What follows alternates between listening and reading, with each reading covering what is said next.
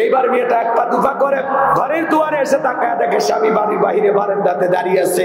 ডেকে বলে, স্বামী, জীবনে কোনোদিন কোনো পুরুষ আমাকে স্পর্শ করে নাই, আমি কোনো পুরুষের চেহারাও দেখি নাই, আপনি আমার জীবনের প্রথম পুরুষ। শুনেছি আপনি আল্লাহর অনেক বড় ওলি, যদি আজকে আপনি আমার হক না আদায় করেন, কঠিন কিয়ামতের ময়দানে আমি আল্লাহর দরবারে আপনাকে আসামি বানাবো। আল্লাহর ওলির অন্তরে ভয়। বাসর ঘরে প্রবেশ করলেন, বিবির সাথে ভালোবাসা বিনিময় হয়ে গেল। এইবার ভালোবাসা বিনিময় করার পর পরের দিন সকালবেলা উঠে চলে গেল। এক নয়, দুই নয়, 25টা বছর অতিবাহিত হয়ে গেল, আর বিবির কাছে আসে না, বইয়ের খবর নেয় না। 25 বছর পরে তাদের দাম্পত্য জীবনের কি ঘটনা ঘটে আপনারা কি একটু শুনবেন? 25 বছর কেন স্ত্রীর কাছে আসলেন না, 25 বছর পরে কিভাবে পরিচয় হয় আপনারা কি একটু শুনবেন? কারা কারা একটু হাত তোলেন তো দেখি। লিল্লাহে তাকবীর। তাহলে হযরত ওমর ফারুকের কথা মনে আছে না নাই? ছেলের বউকে চয়েস করতেছেন তাকওয়া দেইখা। এজন্য বাজার গো আমার, তাকওয়া মানে অন্তরে আল্লাহর ভয়। যার অন্তরে আল্লাহর ভয় আছে, যে নেককার দিনদার নামাজি, এমন মেয়ে যদি ছেলের বউ হয় আপনার ঘরে আসে, যে মেয়ে মুখ দিয়ে কোরআন তিলাওয়াত করে, মাথা নত করে আল্লাহকে সিজদা দেয়, পর্দা করে বাইরে যায়, এমন পুত্রবধূ কোনোদিন শ্বশুরকে গালিগালাজ দেবে না। কথা বলেন ঠিক কিনা? ভালো করে বোঝার চেষ্টা করবে। সামনের দিকে যায়, আল্লাহ বলেন, আল্লাযীনা ইযা যুকিরাল্লাহু ওয়াজিলাত কুলুবুহুম, যারা ঈমানদার তাদের সামনে যখন আমি রবের নাম উচ্চারণ করা হয়, ভয় তাদের অন্তরাত্মা কেঁপে ওঠে। তাহলে আপনার আমার অন্তরে একমাত্র ভয় থাকতে হবে কার? যাদের অন্তরে ভয় আছে আল্লাহ, তারা দুধে পানি মিশাবে না, খাদ্যে ভেজাল দেবে না, ওজনে কম দেবে না। খাদ্যে ভেজাল দেওয়ার ঘটনা সমাজে আছে না নাই? সিন্ডিকেটের মাধ্যমে খাদ্যে ভেজাল দিয়া প্রত্যেকটা জিনিসের দ্রব্যমূল্যের ঊর্ধ্বগতি, বাজারে আগুন লাগায়, মাল মজুত করে, 10 টাকার জিনিস 30 টাকা বাজারে দাম বাড়ায় দেয়। এরকম সমাজে আছে না নাই? যারা সিন্ডিকেটের মাধ্যমে প্রত্যেকটা জিনিসের দাম বাড়াইয়া জনগণের প্রতি জুলুম করতেছেন, আজ হোক কাল হোক আল্লাহর দরবারে প্রত্যেকটা টাকার জবাব একদিন দিতে হবে। কথা বলেন ঠিক কিনা? মদিনার বাজারে আমার নবীজি গেলেন, বিশাল একটা খেজুরের স্তূপ, আমার নবী খেজুরের স্তূপের ভিতরে হাত ঢুকিয়ে দিলেন, ভিতর থেকে কিছু খেজুর বের করলেন, তাকায় দেখেন খেজুরগুলো ভিজা। আল্লাযীনা ইযা যুকিরাল্লাহু ওয়াজিলাত কুলুবুহুম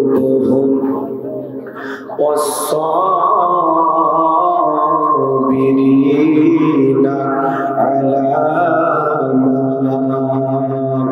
আসাবাহুম ওয়াল মুকিমিস সালাতি ওয়া মিম্মা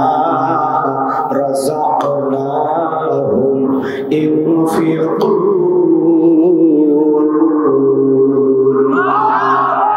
বিদাত মুরতাদ শয়তানের কাছ থেকে আল্লাহ পাকের কাছে আশ্রয় প্রার্থনা চাচ্ছি। পরম করুণাশীল দয়ালু আল্লাহ তাআলার নামে শুরু করছি। সূরার নাম হাজ, আয়াত নাম্বার 35। কোরআন থেকে যদি আলোচনা করি আপনাদের কোনো সমস্যা আছে? বলে তো বাজান, এই কোরআনের মধ্যে কোনো ভেজাল আছে, কোনো মিথ্যা আছে, কোনো ধোঁকা আছে? থাকবে কি করে? কিতাবটি নাজিল করেছেন কে? আল্লাহ রাব্বুল আলামিন বলেন, যালিকাল কিতাবুল লা রাইবা ফি, এটি এমন একটি কিতাব, সেই কিতাবের মধ্যে কোনো সন্দেহ নাই, কোনো সংশয় নাই, কোনো মিথ্যা নাই, কোনো ধোঁকা নাই। There is no doubt. বলুন আল্লাহু আকবার। হুদাল লিল মুত্তাকিন, মুত্তাকি বান্দাদের জন্য গাইডলাইন হিসাবে, পথ প্রদর্শক হিসাবে আসমান থেকে কিতাবটি নাজিল করেছেন কে? সেই কিতাবের আলোচনা শুনে লাভ না লস? লাভটাকে আবার আল্লাহ জানায় দিলেন, ওয়া ইযা কুরিয়াল কুরআনু ফাসতামিউ লাহু ওয়া আনসিতু লাআল্লাকুম তুরহামুন। সূরা আরাফ আয়াত নাম্বার 204। আমার আল্লাহ রাব্বুল আলামিন জানায় দিলেন, তোমাদের সামনে যখন কোরআন পাঠ করা হয়, কোরআনের আলোচনা করা হয়, চুপ করে কান লাগিয়ে মনোযোগ সহকারে কোরআনের কথাগুলো শ্রবণ করো। যারা চুপচাপ কোরআনুল কারীমের কথাগুলো শ্রবণ করবে, আমার আল্লাহ রাব্বুল আলামিন আসমান থেকে তাদের উপরে আল্লাহর রহমত বৃষ্টির মতো নাজিল করবেন। বলুন সুবহানাল্লাহ।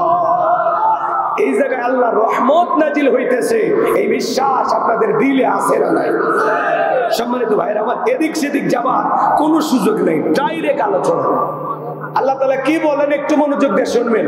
আল্লাযীনা ইযা যুকিরাল্লাহু ওয়াজিলাত কুলুবুহুম, আল্লাহ তাআলা দিকে বলেন যারা আমার ঈমানদার বান্দা, জোরে বলেন কি বান্দা? আচ্ছা আমরা সবাই ঈমানদার নাকি সন্দেহ আছে বলেন তো? তাহলে আজকের আলোচনা আপনাদের জন্য, যারা ঈমানদার তাদেরকে আল্লাহ ডেকে বলেন আল্লাযীনা ইযা যুকিরাল্লাহু ওয়াজিলাত কুলুবুহুম। আমার আল্লাহ ডেকে বলেন যারা ঈমানদার তাদের সামনে যখন আমি রবের নাম উচ্চারণ করা হয় ভয়ে তাদের অন্তরাত্মা কেঁপে ওঠে। সুবহানাল্লাহ বলবেন না?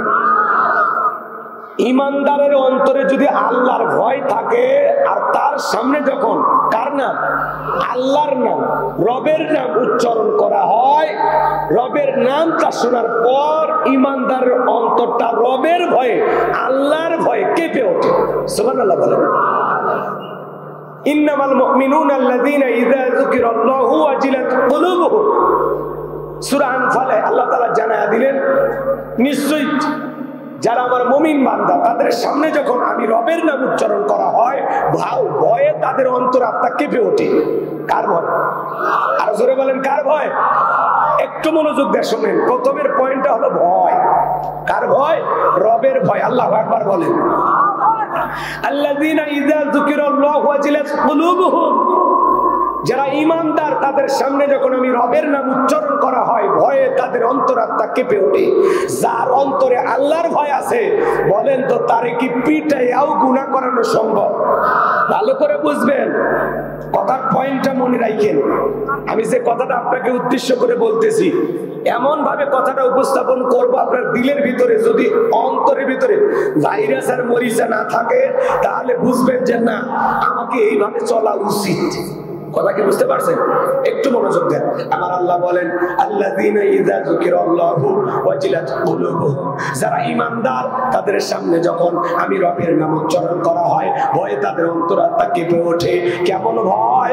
যার অন্তরে আল্লাহর ভয় আছে। ভালো করে বুঝবেন, গভীর মনোযোগ দিয়ে শুনবেন।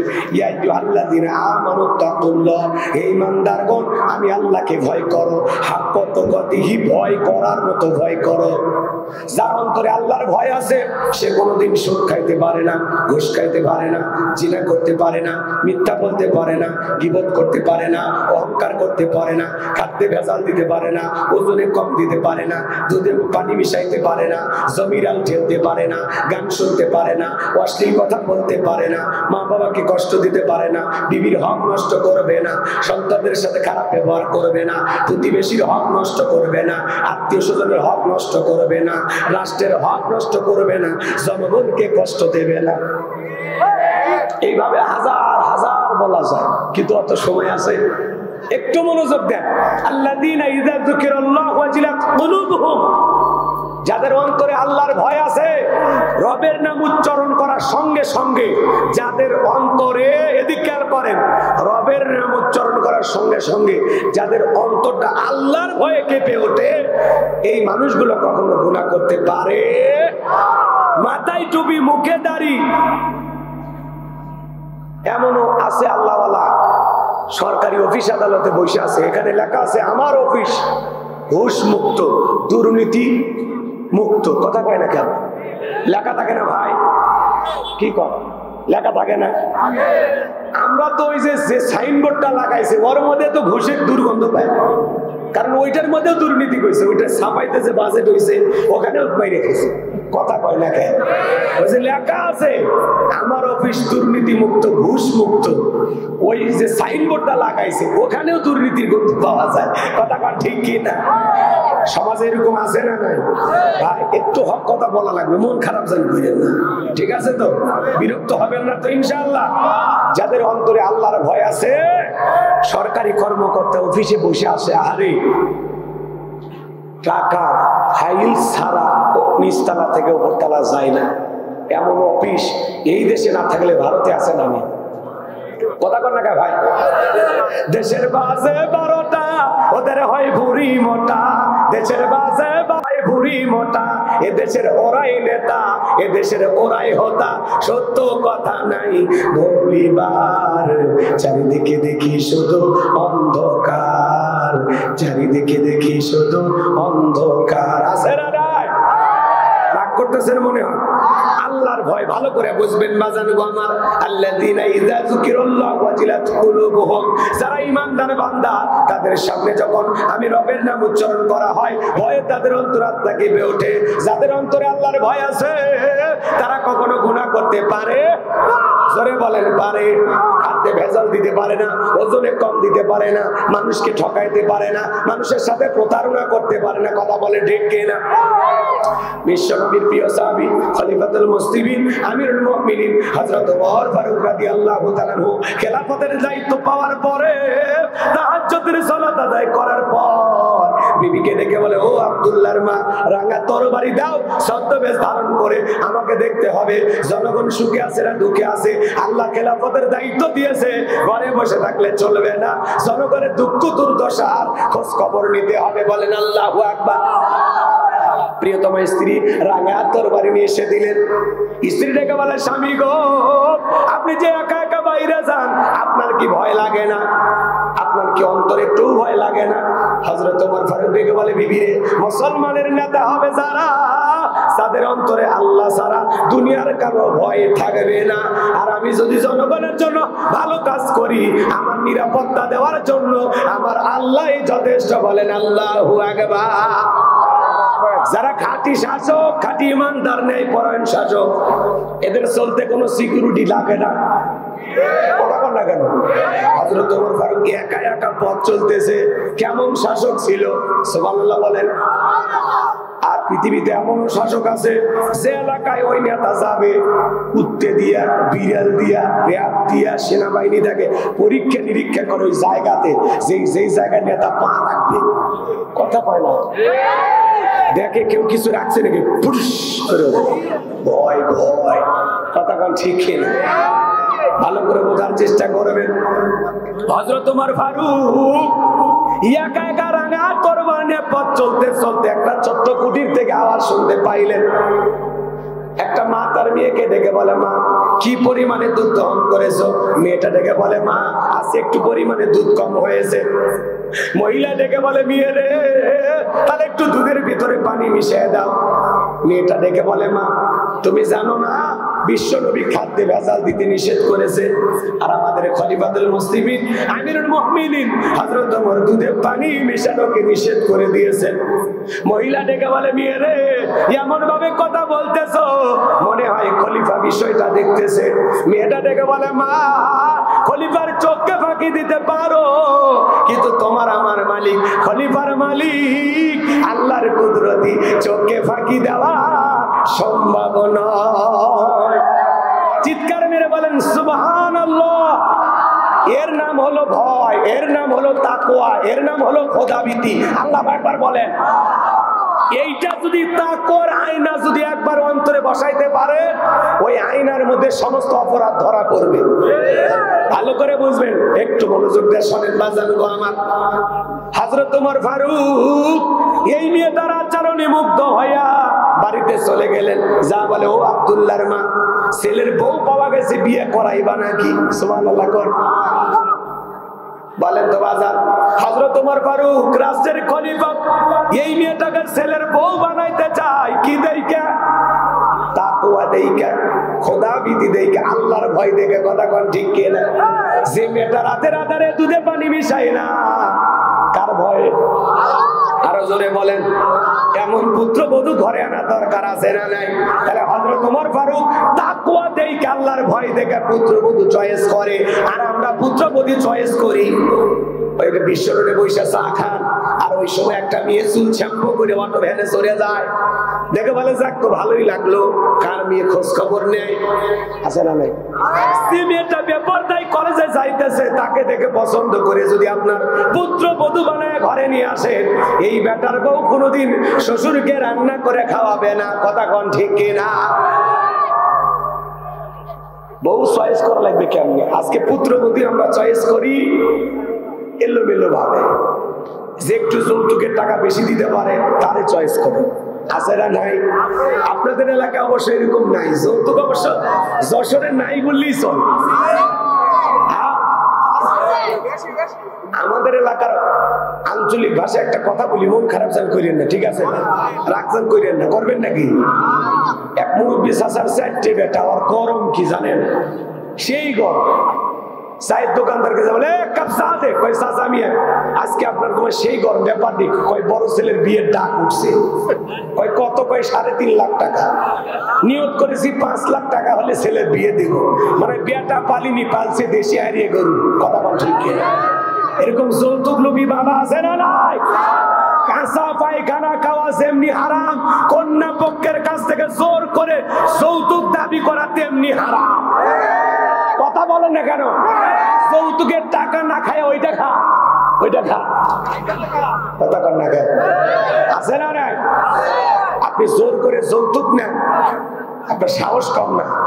আজকে একটা মানুষের প্রতি জুলুম করে, যুবক, যে মা বাবাটা কষ্ট করে লালন পালন করে একটা জীবন্ত ফুটান্ত গোলাপ 18 বছর 20 বছর যত্নে রেখা তোর মতো একটা অপরিচিত ছেলের হাতে তার মেয়েকে তুলে দিচ্ছে, কলিজা কাটে তুলে দিচ্ছে, তার উপর জুলুম করে মোটর সাইকেল নেয়া, তার উপর জুলুম করে 2 লাখ 1 লাখ টাকা নিয়ে বিয়ে করো। যারা যৌতুক নেয় এরা হলো ছোট লোক। এরা কি বলেন? এরা ছোট লোক। আবার বলে যে আমরা অমুক বংশের লোক, আমরা বরযাত্রী 500 নিচে যাই না।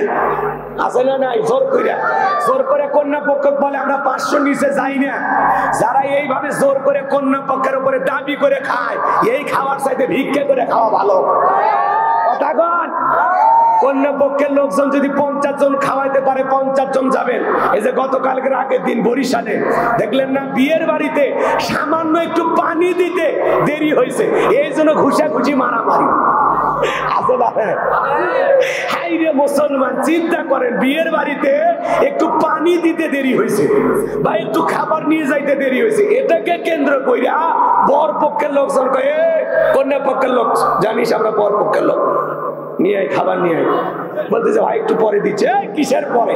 চলবে না, এই কথা বললে মারামারি শুরু করে দিচ্ছে। কথা কি বুঝতে পারছেন?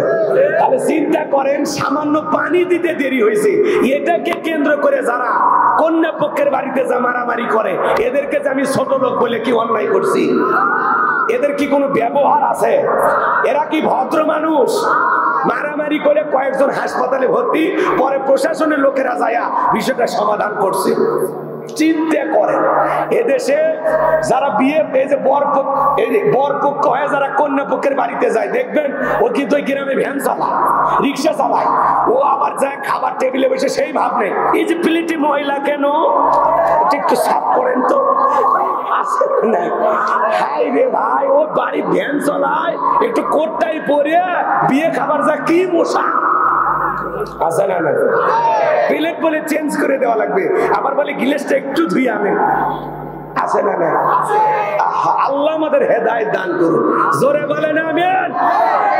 মন খারাপ করবেন না বাজান গো আমার, সমাজের হালচাল বাস্তবতা একটু তুলে ধরার দরকার আছে না নাই? ভাইজান, আপনার মেয়ের বিয়েতে কেউ এসে যদি এরকম আচরণ করে আপনার কেমন লাগবে? মানুষের বাড়িতে তো ভালোই মশান নিতেছেন, ভাগ নিতেছেন, আপনার মেয়ের বিয়েতে যদি এসে এরকম অত্যাচার করে, প্লেট ধন, গিলাস ধুয়ে নিয়ে আসেন, খাবার দেন, ভাই গোস্তর বাটি এখানে রাখেন, 2 পিস কেন দিচ্ছেন, পেট ভরে খাইতে দেন। আছে না? আবার দেখবেন খাওয়া হয়ে গেছে, তারপরে বলে ওনাকে দেন, ও আবার বলে ওনাকে দেন, এরকম পাল্লাপাল্লি করে খাইতেছে। একদিনে হাফ কেজি গোস্ত খায়, এরকম খাওয়ার লোক আছে না নাই? ওই যে কয়দিন না খায় থাকে বিয়ের দাওয়াতের জন্য, আল্লাহ ভালো জানে। কথা কোন ঠিক কিনা? আমার ভাইয়ের এরকম করা ঠিক হবে না। আপনি একটু ভদ্র মানুষ হওয়ার চেষ্টা করেন। যে কথা বলতে চাচ্ছিলাম বাজান, লম্বা হবে, লম্বা করবো না। হযরতে ওমর ফারুক ছেলের বউ চয়েস করতেছেন নেককার দেখা, তাকওয়াবান দেখা। আপনি আমি যখন পুত্রবধূ চয়েস করব, মেয়েটা নামাজ পড়ে কিনা, কোরআন পড়ে কিনা, দিনদার কিনা, আল্লাহওয়ালা কিনা, একটু যাচাই বাছাই করা দরকার আছে না নাই? শুধু ছেলের বিয়ে না, আমরা যখন নিজেরা বিয়ে করব তখন ওইভাবে চিন্তা ভাবনা করব। একজন আল্লাহর ওলি ছিল, নাম হলো আমর বিন আস। 2 বছর ধরে পাত্রী খুঁজতেছেন, মনে মনে ভাবতেছেন আমি বড় আলেম হতে পারি নাই, কিন্তু এমন একটা নেককার দিনদার পর্দা করেওয়ালা আল্লাহওয়ালা রাবেদা সালেহাকে বিবাহ করব, যে বিয়ের মাধ্যমে একটা নেককার সন্তান জন্ম নেবে। এই জন্য একটা পর্দাশীল নামাজ পড়নেওয়ালা মেয়ে 2 বছর ধরে খুঁজতেছেন। কম সুবহানাল্লাহ। আমর বিন আস একদিন আসরের নামাজ পড়ার পরে তার এক বন্ধুর সাথে দেখা হয়ে গেল। দেখা বলে, দোস্তকে বিয়ে করেছো? বলে না, এখনো বিয়ে করতে পারি নাই, 2 বছর ধরে পাত্রী খুঁজতেছি, মনের মতো মেয়ে খুঁজে পাইতেছি না। দেখে বলে, বন্ধুরে, এই গ্রামে একটা মেয়ে আছে, সেই মেয়েটা জন্মের পরে মা বাবা সারা দুনিয়ার কাউকে দেখে নাই, তাই নাকি? বলে হ্যাঁ। বলে মেয়েটা কোরআন পড়ে, পর্দা করে, নামাজ পড়ে, অত্যন্ত নেককার আল্লাহওয়ালা, তাই নাকি? বলে হ্যাঁ। এইবার বাজান গো, আমার তত্ত্ব নেওয়া হলো, আসলে সব কথাই মিলে গেল, আসলে মেয়েটা নেককার দিনদার। এইবার আমর বিন আস আল্লাহর ওলি এই মেয়েটাকে বিবাহ করলেন। বলেন সুবহানাল্লাহ। বিয়ে করার পরে আল্লাহর ওলি আমর বিন আস এইবার যখন বাসর ঘরে প্রবেশ করবে, তাকায়া দেখে তার প্রিয়তমা স্ত্রী বাসর ঘরে আমার আল্লাহকে সিজদা দেয়। বাসর ঘরে বউ কি করে? নামাজ পড়ে। সুবহানাল্লাহ। এখনকার মুসলমানের বাসর ঘরে নামাজ আছে? নামাজ আছে? এখন আছে মালা বদল, সিনেমার শুটিং, কথা বলা। আপনাদের এলাকার বিয়ের ভিডিও হয় না? আমি অবাক হয়ে যাই ভাই, গরু ছাগল জবাই করে তার ভিডিও, ওখানে ভিডিও হইতেছে, গোস্ত কিভাবে পাকানি রান্না করে তার ভিডিও, ছেলেরে কিভাবে গোসল করা দিচ্ছে তারও ভিডিও আছে না? ভাবিরা জোর করে ছেলেরে গোসল করায় দেয়। আমার বিয়ের সময় আমার ভাবিরা বলতেছে, হুজুর গোসল করায় দেওয়া লাগবে। আমি কি কোষ, তোরা যদি আমার শরীরে থাক দিস, আমার মাথা ঠিক থাকবি, সরে যা, আমার গোসল আমি করবো। কথা কন ঠিক কি? মেয়ে মানুষ তো গোসল করে দেয়, তুমি কি প্রতিবন্ধী? এই ছেলে, তুমি বিয়ে করবার যাচ্ছ, তুমি প্রতিবন্ধী যে মহিলা গোসল করে দেওয়া লাগবে? কথা কয় না ভাই?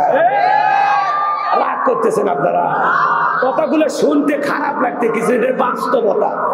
কি কোন আপনারা? কথা ঠিক আছে না? না, এই ছেলে তুমি বিয়ে করতে যাচ্ছ, গোসল করা দিচ্ছে অন্য মহিলারা, ব্যাপারটা কি? তোর মতলব কি? আবার দেখবেন যে মহিলারা গোসল করা দেয়, ভাবি চাচি ভাবি দাদিরা, এরা গোসল টোসল করাইয়া লঙ্গি দেয় না, লঙ্গি অ্যাটাক করে রাখে। কেন? ওই যে গোসল করার যে একটা আলাদা একটা বিল আসছে, ছেলে টাকা দেয় তারপরে লঙ্গি দেয়। আমি তো চিন্তা করি, সামনে যে পৌষ মাস আর মাঘ মাস চলে গেল, এরকম শীতের সময় যদি কোনো ছেলেকে লঙ্গি দিতে 2 ঘন্টা দেরি করে, ওর বিয়ে করে বাসার ঘরে যাওয়া লাগবে না, হাসপাতালে ভর্তি হওয়া লাগবে ঠিক না? এই জন্য যুবক তোমাদেরকে অনুরোধের ভাষায় বলে যায়, দেখবেন গোসল করা ভিডিও, আবার হলুদ পাটির ভিডিও আছে না? নাই? কথা কর না কেন? এই যে মা বোনদেরকে আপনারা হলুদ রঙের শাড়ি পরাইয়া টমটম ভাড়া করে দেন, অটো ভাড়া করে দেন, আলম সাধু ভাড়া করে বলেন যান ছেলের বাড়িতে হলুদ দিয়ে আসেন, বলে তো কোন হুজুর কইছে জায়েজ? কোন হুজুর? এই যে আনুষ্ঠানিকতা, এটা কি জায়েজ? কথা কর না কেন? এই যুবতী মেয়েগুলো সেজে গুজে ছেলের বাড়িতে গেছে হলুদ দিতে, আবার ছেলে মদন, ও একটু সাদা গেঞ্জি পরে একটা লুঙ্গি পরে গামছা দিয়ে ফল ফুট সব নিয়ে দোকান খুলে বসে আছে। কথা কয় না? এখন যে সমস্ত মহিলারা হলুদ দিতে গেছে, ওরা মানে যে প্লেট আছে একটা ফাঁকা প্লেট, ফকির তো, ওই ফাঁকা প্লেটে 500 টাকা 1000 টাকা দেয়, আর বলে দুলে ভাই আমি কিন্তু ওই যে পিঙ্কির সাথে বিয়ে হচ্ছে, ওর কিন্তু মামা তো বোন। কথা কয় না কেন? এই কথা বলে প্লেটে খাবার দিয়া ভালো করে বসে, ওই প্লেটে ওই ফকিরের 500 টাকা 1000 টাকা দিয়া ওখান থেকে 22টা বলে দুলে ভাই হা করে। দুলে ভাই হা করছে, ও তো জীবনে খাইনি, পাঙ্গাস মাছের মতো হা করছে। এই মেয়ে আবার হেভি শিয়ানা, দুলে ভাইয়ের মুখে না দিয়া 10 বুঝেন তো, হ্যাঁ নিজের মুখে দিছে, দুলে ভাইকে 10 দিছে, দুলে ভাইকে খাওয়াইতে পারেনি, মানে দুলে ভাইয়ের মুখে না দিয়ে নিজের মুখে দিছে। বুঝতে পারছেন তো? বলে দুলে ভাই হা কর, এই কথা দুলে ভাই হা করছে, ও আবার নিজের মুখে দেখায় বলতেছে দুলে ভাই আপনারা ঠকাইলাম। তখন দুলে ভাই বলে আজকে ঠকা, সুযোগ পাইলে তোরেও ঠকা।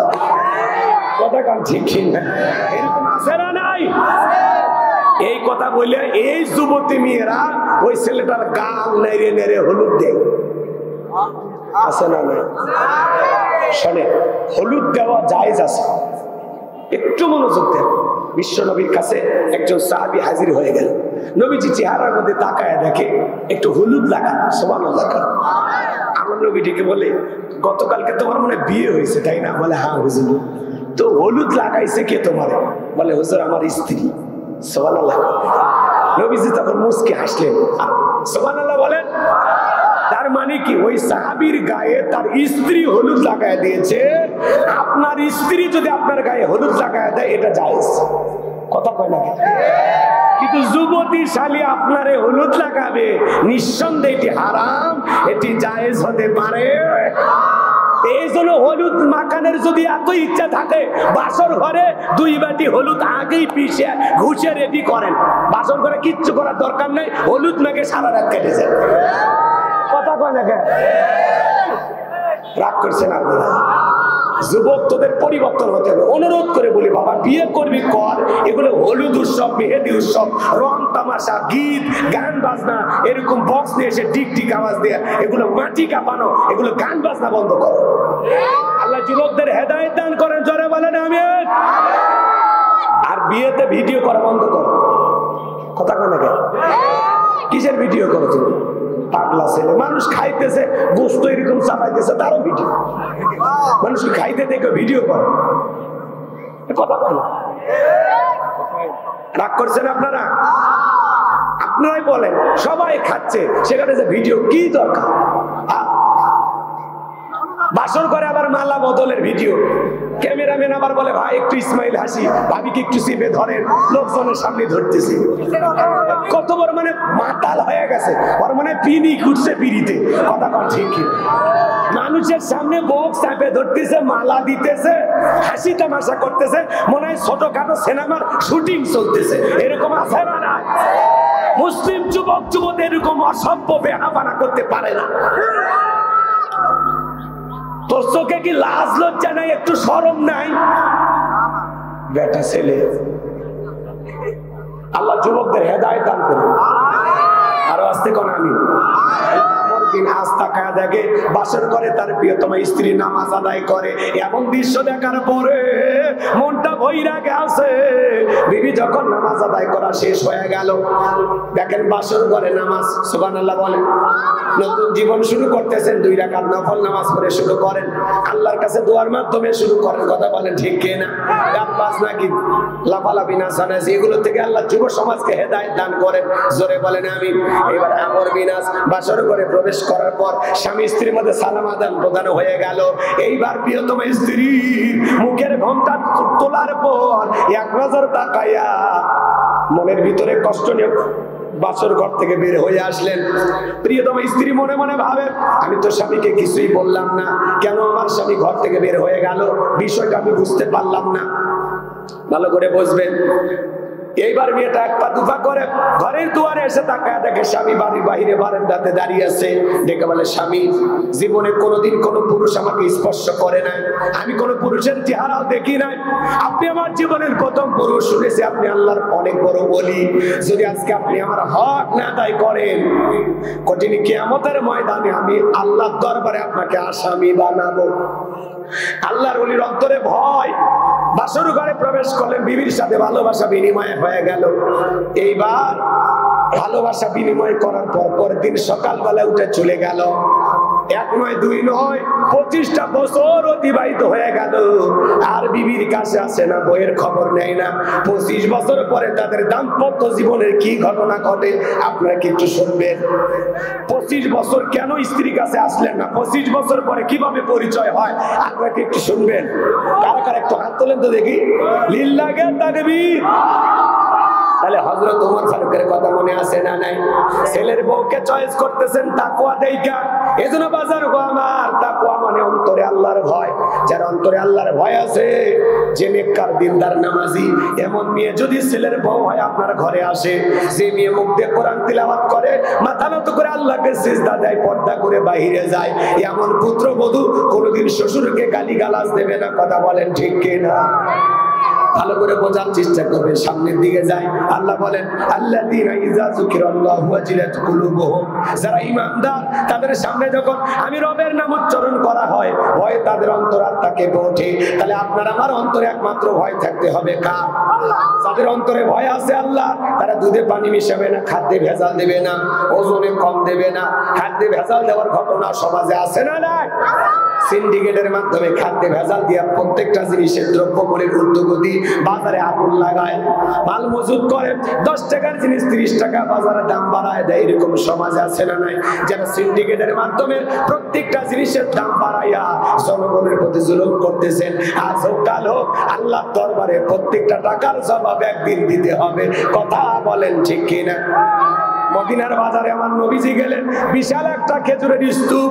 আমার নবী খেজুরের স্তূপের ভিতরে হাত ঢুকিয়ে দিলেন, ভিতর থেকে কিছু খেজুর বের করলেন, তাকায় দেখেন খেজুরগুলো ভিজা। আমার নবী দেখে বলেন, কি ব্যাপার সাহাবী? ওপরের খেজুরগুলো শুকনো, ভিতরের খেজুরগুলো কেন ভিজা? ডেকে বলেন, হুজুর আজকে একটু পানি হয়েছে মদিনার আকাশে, এই জন্য একটু খেজুরগুলো ভিজে গেছে। আমার নবী ডেকে বলে, সাহাবী এমন কথা বলবা না, আজকে মদিনাতে কোনো বৃষ্টি হয় নাই। মনে রাখবা, এরকম প্রতারণা করা যাবে না। মান গাশা ফালাইসা মিন্নি, যে আমার উম্মতের সাথে প্রতারণা করে, আমার উম্মতকে ধোঁকা দেয়, সে আমার দলভুক্ত হতে পারবে না। এজন্য বাজার গো আমার খাদ্যে ভেজাল দেওয়া যাবে না, ওজনে কম দেওয়া যাবে না। বিশেষ করে মাছের ব্যবসা যারা করে, গোছের ব্যবসা যারা করে, অনেক ক্ষেত্রে একটু ওজনে কম বেশি দেয়, এমন আছে না নাই? আবার যারা দেখবেন বাড়িতে বাড়িতে চাল ডাল ক্রয় করে, এরা নেওয়ার সময় বেশি নেয়, দেওয়ার সময় কম দেয়, আছে না নাই? বাজান গো আমার, আল্লাহর ভয় যাদের অন্তরে আছে, এরা সুদ খাইতে পারবে না, ঘুষ খাইতে পারবে না, জিনা করতে পারবে না, জমিরাত চলতে পারবে না, খাদ্যে ভেজাল দিতে পারবে না, ওজনে কম দিতে পারবে না। আল্লাহর ভয়ে সুকাল সকল গুনাহ থেকে কারা কারা নিজেকে বাঁচিয়ে রাখবেন? 2 হাত তুলে আল্লাহকে দেখান। আল্লাহর ভয়ে আজ থেকে আমরা শপথ গ্রহণ করব, কোন গুনাহ করব না। কোন গুনাহের কাজ করার আগে নিজেকে বলবে, তুমি যা করো সব কে দেখতেছে। এই চিন্তা যদি সামনে থাকে, তাহলে আপনি গুনাহ করতে পারবেন না, যে আমি যা করতেছি সব আমার আল্লাহ দেখতেছে। কথা বলে ঠিক কিনা? এবার 2 নাম্বার, আমার আল্লাহ রাব্বুল আলামিন বলেন, ওয়াস-সাবিরিনা আলা মা আসাবাহুম। আল্লাহ আকবার।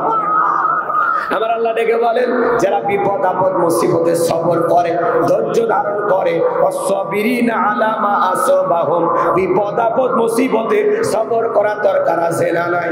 ধৈর্য ধারণ করা দরকার আছে না নাই? জোরে বলেন, আছে না নাই?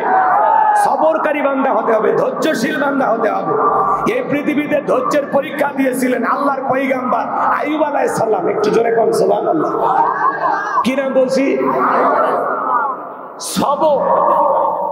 আপনি যদি ধৈর্য ধারণ করতে পারেন, আপনার জীবনে সফলতা দেবেন কে? ইন্নাল্লাহা মা'as-সাবিরিন। ধৈর্যশীল বান্দাদেরকে ভালোবাসেন কে? সবর। সবরের ফল আপনি পাবেন। আপনি যদি ধৈর্য ধারণ করতে পারেন, সফলতা আপনার আসবেই ইনশাআল্লাহ। মানে কোন মানুষ যদি সবর করে, ধৈর্য ধারণ করে, আল্লাহ তাকে বিমুখ করে না, এর পুরস্কার আল্লাহ তাকে দেয়। বলেন না কেন? সবরের পুরস্কার কে দেয়? আরো জোরে বলেন, কে দেয়?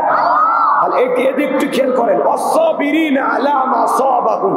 মুমিন জীবনের সবচেয়ে গুরুত্বপূর্ণ একটা পয়েন্ট হলো সবর, ধৈর্য ধারণ করা। কথা বলেন না কেন? একটু মনোযোগ দিবেন, এদিকে খেয়াল করেন। আল্লাহর পয়গম্বর আইয়ুব আলাইহিস সালাম কতটা সবরকারী এবং ধৈর্যশীল পয়গম্বর ছিলেন, একটু খেয়াল করেন।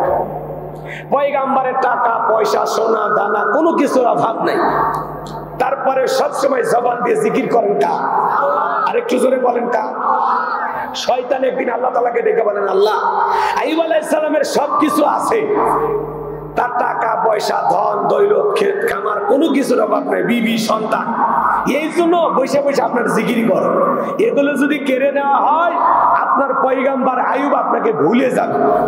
জোরে বলা যাবে না নাউজুবিল্লাহ? আমার ভাইয়েরা, এই কথা যখন শয়তান বললেন, আমার আল্লাহ ডেকে বলে, শয়তান রে, আমার পয়গম্বর আইয়ুব আমাকে কখনো ভুলে যেতে পারে না। শয়তান ডেকে বলে, আল্লাহ তাআলা একটু ওয়াদা দেন, একটু পরীক্ষা করি। আমার আল্লাহ ডেকে বলে, যাও পরীক্ষা করে দেখতে পারো, কিন্তু আমার আইয়ুব কখনো আমাকে ভুলে যাবে না, জিকির বন্ধ করবে না। বলেন সুবহানাল্লাহ। এইবার বাজান গো আমার, আল্লাহর পয়গম্বর আইয়ুব আলাইহিস সালামের ফসলের মাঠে যত ফসল ছিল, সব ফসল নষ্ট কইরা মানুষের সুরত নিয়া শয়তান যায় বলে, ও পয়গম্বর, তোমার ফসলের জমিতে যত ফসল ছিল সব ফসল নষ্ট হয়ে গেছে, একটু ফসল নাই। আল্লাহর পয়গাম্বর ডেকে বলে, এতদিন এই জমিগুলো থেকে যে আল্লাহ তাআলা ফসল দিয়েছিল, সে আল্লাহ তাআলার হুকুমে এই বছর যেহেতু আমি ফসল পাবো না, এতে আমার আফসোস নাই, মন খারাপ নাই, আমি শুকরিয়া আদায় করে পড়ছি আলহামদুলিল্লাহ। ফসল নষ্ট হয়ে গেছে, তারপরে কি বলে? কথা কয় না। আর আপনি আমি জমির ধান পাইকে গেছে, বোঝেন তো? ভাষা বোঝেন নাকি? আমার ভাষা বোঝেন না? জমির ধান কি হয়েছে? পাইকে গেছে। আপনি হয়তো বা 2 দিন পর কামলা দিয়া বা কৃষিক্ষেত্রে লোক লাগাইয়া এই ধানগুলো কেটে বাড়িতে নিয়ে আসবে, কিন্তু ঠিক আল্লাহর কাছে দোয়া করে বলতেছেন, আল্লাহ একটু জমির ধানগুলো যেন খারাপ থাকে। আপনি যেদিন কামলা লাগাবেন তার আগের দিন, মাঠে লোক লাগাবেন তার আগের দিন একটু হালকা বৃষ্টি হইয়া, একটু হালকা ঝড় তুফান হইয়া জমির ধানগুলো পড়ে গেছে। আপনি সকালবেলা ফজরের নামাজ পড়িয়া জমিতে যা দেখেন খারাপ ধান কি হয়ে গেছে, পড়ে গেছে, শুয়ে আছে। এই দৃশ্য থেকে মাথার টুপি খুলে বলে, আল্লাহ এটা একটা কাম করলে। কথা কয় না? এরকম মুসলমান আছে না? নাই? আচ্ছা বলেন তো, ঝড় তুফানে আপনার জমির ধান যদি 1 মণ পরেও যায় ঝড় তুফানে, হয়তো 25 মণের জায়গায় আপনি 23 মণ পাইলেন, আল্লাহ যদি চাই পরের বছরে ওই জমিতে 30 মণ দেওয়ার ক্ষমতা আল্লাহর আছে না নাই? আপনার রিজেকে, আপনার তকদিরে যতটুকু আছে ততটুকু ফসল আপনার ঘর পর্যন্ত পৌঁছায়া দেবেন কি? আপনার রিজেকে যা আছে ততটুকুই আপনি পাবেন। তাহলে আপনি শুকরিয়া আদায় করবেন কার? আর আপনি কি কোন আল্লাহ এটা কাম করলে কি সবরকারী হওয়া যাবে? তো খালি ওয়াজ এমনি গল্প করতেছি না, এখান থেকে শিক্ষা আছে না নাই? আসসাবিরিনা আলা মা আসাবাহুম, বিপদ আপদ মুসিবতে সবর করা লাগবে, ধৈর্য ধারণ করা লাগবে। কথা বলে ঠিক কি না? তাহলে ফসলের জমির যদি একটু 19-20 হয়ে যায়, তারপরেও কি আলহামদুলিল্লাহ, আল্লাহ আমার রিজেকে যা আছে আমি তাই পাবো। কথা বলেন ঠিক কি না? এরপরে শোনেন,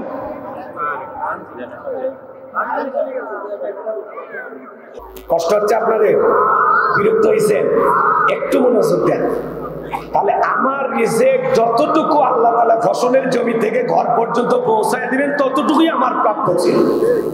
2-1 দানা যদি নষ্ট হয়ে যায়, 2-1 মণ যদি জমিতে পড়ে যায়, ওটা আমার রিজেকে ছিল, আর ওইটা নিয়ে আমি কখনো আফসোস করব? মনে থাকবে তো ইনশাআল্লাহ? সেটা যে কোনো ফসলের ক্ষেত্রে হোক, ঠিক আছে তো? এবার শোনেন, পয়গাম্বরের উট দুম্বা ছাগল যেগুলো ছিল সব মরে গেছে, একটা বেঁচে নেই। এরপরে আইসা বলে রাখালের সুরত নিয়ে, ও পয়গাম্বর, উট দুম্বা ছাগল যা ছিল সব তো শেষ, একটা বেঁচে নেই। পয়গাম্বর দেখে বলে, এতদিন এগুলো থেকে আল্লাহ তাআলা অনেক উপকার নেওয়া সুযোগ আমাকে করে দিয়েছে, এগুলো মারা গেছে, আমার কোনো আফসোস নাই, এজন্য আমি মন খুনুন না, আমার মনটা খারাপও না, আমি আল্লাহর শুকরিয়া আদায় করে পড়ছি আলহামদুলিল্লাহ। একটু জোরে বলেন, কি বলেছে? আর আমরা একটা ছাগলের বাচ্চা মারা গেলে 3 দিন শোক পালন করি। আমার গ্রামের এক লোক গরুর বাছুর হইয়াই মারা গেছে, বোঝেন তো নাকি? গাভীর পেট থেকে কি বের হয়? বাছুর। ওই বাছুরটা হয়ে কি হয়েছে? মারা গেছে। চাচা লঙ্গি কোন জায়গা তুলে দৌড়াচ্ছে আমি আর ওটা বললেন না, আপনারা বুঝে নেন। কথা বুঝছেন? একেবারে চাচা বর্ডার লঙ্গি তুলছে, তুলে যাইতেছে, আমি তখন চাচা নিয়ে কই জানি ভাবে, তখন বলতেছে সেই কথা বলিস রে বাবা, আল্লাহর চোখ নেই, জোরে কর নাউজুবিল্লাহ, আরেকটু জোরে কর নাউজুবিল্লাহ। আমি তখন বলে চাচা আমি ঘটনা কি হয়েছে খুলে কন তো। তখন বলতেছে আমার গাভীর বাছুর হয়েই মারা গেছে। তখন আমি বললাম চাচা আমি এই যে ছোট একটা বিপদ দিয়ে আল্লাহ বড় বড় বিপদ থেকে আপনাদেরকে আল্লাহ তাআলা হেফাজত করতেছেন। এই যে একটু বাছুর মারা যায়, মুরগি মারা যায়, একটা ছাগল মারা যায়, এগুলোর দ্বারা আল্লাহ তাআলা পরীক্ষা নেন। কথা বলে আল্লাহ কি নেয়? পরীক্ষা নেয়। আপনি এত হতাশ হয়েছেন আল্লাহ বাছুর না মারে আমাকে মারলো না কে? তখন আমি বললাম চাচা মিয়া, বাছুর মারাতে যে খেপা খেপছেন, আপনারে মারলে তো আজরাইলের নামে থানায় মামলা দিতেন। কথা কয় না কেন? এরকম সমাজে আছে না নাই? বাজান গো, এরপরে আল্লাহর পয়গাম্বরের সন্তান যারা ছিল মারা গেল। এইবার এসে খবর দেওয়া হলো, ও পয়গাম্বর তোমার সন্তান যারা ছিল মারা গেছে, বেঁচে নাই। আল্লাহর পয়গাম্বর ডেকে বলে, এতদিন এই সন্তানগুলো আমার ছিল, আল্লাহ তাআলা আমার সন্তানগুলোকে আমার কাছে রেখে দিয়েছিলেন, তাদের সমস্যা হয়েছে, এতে আমি আফসোস করবো না, মন খারাপ করবো না, আমি আল্লাহর শুকরিয়া আদায় করে পড়তেছি আলহামদুলিল্লাহ। জীবন মৃত্যুর মালিক আল্লাহ, আল্লাহ দিয়েছিল, আল্লাহ নিয়ে গেছে, এতে আমার আফসোস করার কিছুই নাই। কথা বলেন ঠিক কিনা? জীবন মৃত্যুর মালিক কে? আমাদের অনেকেরই বাচ্চা কাচ্চা থাকে, সন্তান জন্ম নিয়ে মারা যায়, আমরা হুতাশ করি, আছে না নাই? অনেক মা বোনেরা বিলাপ করে কান্নাকাটি করে বলে আল্লাহ দিলু তেলিলু কে, আছে না নাই? কারণ মা বাবা যদি মারা যায়, অনেক মা বোন বিলাপ করে কান্নাকাটি করে, আছে না নাই? মারা গেছে মনে করেন জিগর কাছে বাজার, এখান থেকে অটো ভ্যানে চড়ে যাচ্ছে আর মানে এমন কায়দায় কান্নাকাটি করতেছে, পুরো রাস্তার মানুষ জানতেছে যে কেউ একজন মরছে। কথা কয় না ভাই? রাগ করতেছেন? দেখবেন মা বাবা, এদিক খেয়াল করেন, অনেকের মা বাবা মারা যায়, আমাদেরও মা বাবা একদিন মারা যাবে। দেখবেন মহিলারা বিলাপ করে কান্নাকাটি করে, বাবা সেদিনই আমার বাড়ি গেছিল, নানান ভাবে কান্নাকাটি করে। আমার হাতের পিঠা খাইয়া বলে কি যে মজা হইছে রে, আমার বাবা কোনদিন এই কথা বলবে না। বাবা আমাকে একটা নতুন খাট কিনে দিতে চাইছিল রে। বড় ভাই বলে কান্দিস না, আব্বা মরছে কি আছে, আমি খাট কিনে দেব। কান্দেও আবার বান্দেও, কথা কয় না কে? আছে না নাই? এভাবে বিলাপ করে কান্নাকাটি করা জায়েজ নাই।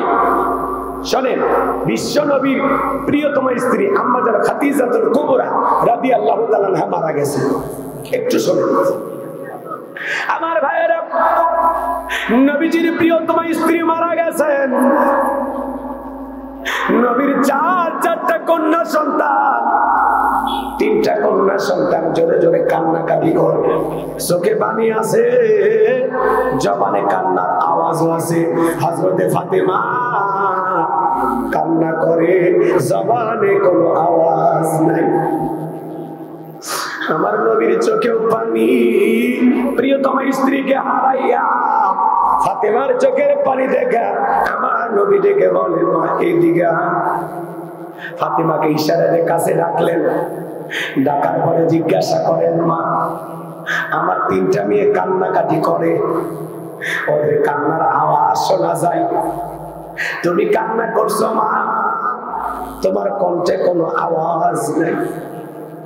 ভালো করে বুঝবেন, হযরতে ফাতেমা কান্নাকাটি করে, জবানে কোনো আওয়াজ নাই। মা বোন যারা বৈশা বৈশা আলোচনা শুনতেছেন, মা আপনার মা মারা যায়, বাবা মারা যায়, আত্মীয় স্বজন যেই মারা যায়, স্বামী মারা যায়, আপনি কান্না করবেন ফাতেমার মতো, চোখে পানি বের হবে, জবান দিয়ে কোনো অহেতুক আওয়াজ বের হবে না। কথা বলেন ঠিক কিনা? কি খায়া মরছে, কোন দিন আসছিল বাড়ির বেড়াবা, এগুলো ঘটনা কইরা অনেক মহিলা দেখবেন কান্নাকাটি করতে করতে কাপড় কোন দিক যা তাও টের পায় না। হাজার হাজার মানুষ এসে বেপরদায় করে দেখে, কথা পায় না। পাগলি খালি কান দিলে হবে। রাগ করতেছে, মন খারাপ করেছে। ফাতিমা, তোমার মা খাদিজা ইন্তিকালের পূর্বে আমার কাছে বলে গেছি, আমার 4টা কন্যা সন্তান আছে, আমার 4 মেয়ের মধ্যে ফাতিমা যেন আমার গোসল করাইয়া দেয়। সুবহানাল্লাহ বলো। আমার অন্য কোন মেয়ে যেন আমার গোসল করাইয়া দেয়, আমার ফাতিমা যেন আমাকে গোসল করাইয়া দেয়। ও মা, তোমার মা মারা গেছে, যাও যাও তুমি তোমার মায়ের জন্য গোসল করাইয়া দাও। হযরতে ফাতিমা আম্মা জান খাদিজাতুল কুবরা রাদিয়াল্লাহু তাআলা আনহাকে গোসল করাইয়া দিলেন। আম্মা জান খাদিজা ইন্তিকালের পূর্বে কবরের ভয়ে আমার নবীকে ডেকে বলেন, নবী দীর্ঘদিন আপনার সংসার করলাম, হঠাৎ করে না জানি কোন দিন বিদায় হবে, কোন দিন আমি মারা যাই নবী জানি না। আমি আপনার কাছে কয়েকটা জিনিস চাইব নবী গো। আমার ইন্তিকালের পরে 1 নাম্বার আপনার একটা জুব্বা আছে নবী গো। ও নবী, এই জুব্বাটা দিয়া আমার কাপড়ের কাপড় বানায়া দেবেন। ও নবী, 2 নাম্বার দাবি, আপনি নিজে জানাজার ইমামতি করবেন, আমার একটু গড়াগড়ি দিবেন। 3 নাম্বার দাবি গো নবী, যতক্ষণ পর্যন্ত কবরের সলজব না হবে ততক্ষণ পর্যন্ত আপনি আমার কবর থেকে সরে আসবেন না। হযরত খাদিজাতুল কুবরা রাদিয়াল্লাহু তাআলা কেমন ভাগ্যবতী রমণী, যেই নারীটাকে আসমানের মালিক আল্লাহ সালাম দিয়েছিলেন, সুবহানাল্লাহ। সে আম্মা জান খাদিজা কবরে যাওয়ার সময় বড় ভয় করে। মা বোন যারা আলোচনা শুনতেছেন বা একটু মনোযোগ দিয়ে শোনেন, যে কথা বলতে চাচ্ছিলাম। আম্মা জান খাদিজার ইন্তিকাল হয়ে গেল। নবীজির কাছে যা যা চেয়েছিলেন, আমার নবী ডেকে বলে, মা ফাতিমা, আমার এই জুব্বাটা তোমার মাকে গোসল করায়া দাও, দাও পরাইয়া দাও। হযরতে ফাতিমা আম্মা জান খাদিজাতুল কুবরা রাদিয়াল্লাহু তাআলা গোসল করায়া দিলেন। নবীজির জুব্বা শরীরে কাপড়ের কাপড় বানায়া পরাইয়া দিলেন। আমার নবীজি নিজে জানাজার ইমামতি করলেন, কবরের ভিতরে ঘোরাঘুরি করলেন। লাশটা কবরে রাখার পর আম্মা জান খাদিজাতুল কুবরাকে কবরে রাখার পর কবরে মাটি দেওয়া হলো। সাহাবায়ে কেরাম একে একে চলে যায়। ডেকে বলে, নবী আপনি কি যাবেন না? আমার নবী ডেকে বলে, যাও যাও তোমরা চলে যাও, আমি আমার খাদিজার কাছে ওয়াদা দিয়েছি যতক্ষণ পর্যন্ত কবরের সলজব না হবে ততক্ষণ পর্যন্ত আমি কবর থেকে সরতে পারবো না। আমার ভাইয়ের, আমার নবী আম্মা জান খাদিজাকে বড় ভালোবাসতেন। আম্মা জান খাদিজাও রাসূলকে বড় ভালোবাসতেন। কোনদিন নবীকে না খাওয়ায়া নিজে খাবার খাইতেন না, বলেন সুবহানাল্লাহ। রসুলকে খাবার না খাওয়ায়া আম্মা জান খাদিজা কখনো খাবার খান না, সুবহানাল্লাহ। এমন বউ কি এখন পাওয়া যায়? এমন আদর্শের নারী কি এখন আছে? একটু মনোযোগ দিয়ে শোনেন আমার ভাইয়েরা। আসমান থেকে ফেরেশতা আসে না, অনেকটা সময় অতিবাহিত হয়ে যায়। জিবরাইল এসে বলে, নবী আপনি কেন দাঁড়িয়ে আছেন? আমার নবী ডেকে বলে, জিবরাইল আমি আমার খাদিজার কাছে ওয়াদা দিয়েছি কবরের সলজব না হওয়া পর্যন্ত আমি এখান থেকে যাব না। আমার ভাইরা, জিবরাইল এসে বলে, নবী যেদিন খাদিজাতুল কুবরা রাদিয়াল্লাহু তাআলা কবরের সলজবের ভয়ে কান্নাকাটি করেছিল, সেদিনই খাদিজার কবরের সলজব আমার আল্লাহ কবুল করে নিয়েছেন। আমার আল্লাহ আমাকে জানিয়ে দিয়েছেন হযরতে খাদিজার কবরে আসমান থেকে কোন ফেরেশতা আসবে না কবরের সলজব নেওয়ার জন্য। আমার আল্লাহ খাদিজার কবরের সলজবকে কবুল করে নিয়েছে। সুবহানাল্লাহ, জোরে বলেন। সে খাদিজার ইন্তিকালের সময় ফাতেমা কান্না করে, জবান দিয়ে কোনো আওয়াজ বের হয়নি। মা বোন যারা বসে আলোচনা শুনতেছেন, মা কেউ যদি মারা যায় খবরদার বিলাপ করে কান্নাকাটি করবেন না। আল্লাহ মা বোনদের হেদায়েত দান করার জন্য বলেন আমিন। এইবার শয়তান ডেকে বলে, আল্লাহ অনেক কিছু পরীক্ষা করে দেখলাম, তোমার আইব তো তোমার জিকির ছাড়ে না, দেহটা ভালো আছে তো এই জন্য আপনার জিকির করে, অসুস্থ হইলে আপনাকে ভুলে যাবে। আমার আল্লাহ ডেকে বলে, ইবলিস শয়তান, আমার আয়ু অসুস্থ হলে আমাকে ভুলে যাবে না। বলে আল্লাহ তাহলে পরীক্ষা নেওয়ার জন্য একটু অসুস্থ হওয়ার সুযোগ করে দেন। তাহলে করে বোঝো, আমার আল্লাহ বলে যা সুযোগ দিলাম। এইবার আল্লাহর পয়গাম্বর আইয়ুব আলাইহিস সালামের দেহের ভিতরে ঘা দেখা দিল, ঘা পুরোটা শরীর অসুস্থ, 1 নয় 2 নয় 18 বছর আল্লাহর পয়গাম্বর অসুস্থ। সুবহানাল্লাহ বলবেন না? কত বছর? তারপরে প্রিয়তমা স্ত্রী রহিমা তার খেদমতে নিয়োজিত, স্বামীকে ফেলায় যায় না। এখন তো আপনি আমি যদি 6 মাস অসুস্থ থাকি, 1 বছর অসুস্থ থাকি, বইয়ের যে মেজাজ, কথা বল না কেন? কোন স্বামী যদি 6 মাস 1 বছর অসুস্থ থাকে কি মেজাজ দেখায়, দেখেন না? ওই ওষুধটা খাও, খায় একটু উদ্ধার করো। মরণের রোগ হয়েছে, মরেও না, আছে না নাই? ঔষধও খাওয়ায় আবার মরণের দোয়া করে, এরকম আছে না নাই? আরে ভাই 18 বছর তো দূরের কথা, এখন যদি আপনি আমি 5-7 বছর অসুস্থ হইয়া হাসপাতালে পড়ে থাকি, এখনকার যে ডিজিটাল মহিলা আর ডিজিটাল মা বোন দেখবেন 6 বছর পর সুস্থ হইয়া আপনার বউ আর একটা স্বামীর সংসার করিয়া 4টে বাচ্চার মা হয়ে গেছে। এখন আর 18 বছর সেবা করার রহিমা সুন্দরী পাওয়া যাবে না। কথা কর, রাগ করতেছেন আপনারা? করেন, কোনো সমস্যা নেই আমার ভাইয়েরা।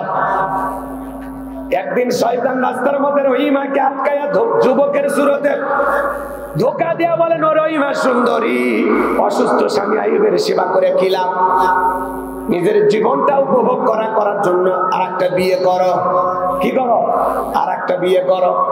এই কথা শোনার পর পয়গম্বরের স্ত্রী যা বলে, স্বামী আমার, রাস্তার মধ্যে একটা যুবক আমাকে ডেকে বলে, অসুস্থ স্বামীর সেবা করে কি লাভ, তুমি আর একটা বিয়ে করে নাও। এই কথা স্বামীর কানে যা পৌঁছায়া দিলেন, আল্লাহর পয়গম্বর আইয়ুব আলাইহিস সালাম ডেকে বলে, বিবি রে, ওইটা কোনো যুবক না, ওইটা হলো ইবলিস, শয়তান। যুবকের সুরতে একজন বিয়ের কথা বলে, সেই কথা স্বামীর কানে পৌঁছায় দেয়। এখনকার মা বোনেরা যদি যশোর বাস স্ট্যান্ডে কোনো যুবকের সাথে দেখা হয়, সেই গল্প কি এসে স্বামীর কাছে করে না? পারলে ওর মোবাইল নাম্বার নেই, স্বামী বাড়িতে না থাকলে সারাদিন কুটুর কুটুর করে ফোনে কথা কয়। এরকম আছে না? আল্লাহ মা বোনদের হেদায়েত দান করে, জোরে বলেন আমিন। আমার ভাইয়েরা, আল্লাহর পয়গম্বর আইয়ুব আলাইহিস সালাম অসুস্থ, 18টা বছর ধরে অসুস্থ, পয়গম্বরের পুরোটা দেহের ভিতরে ঘাও।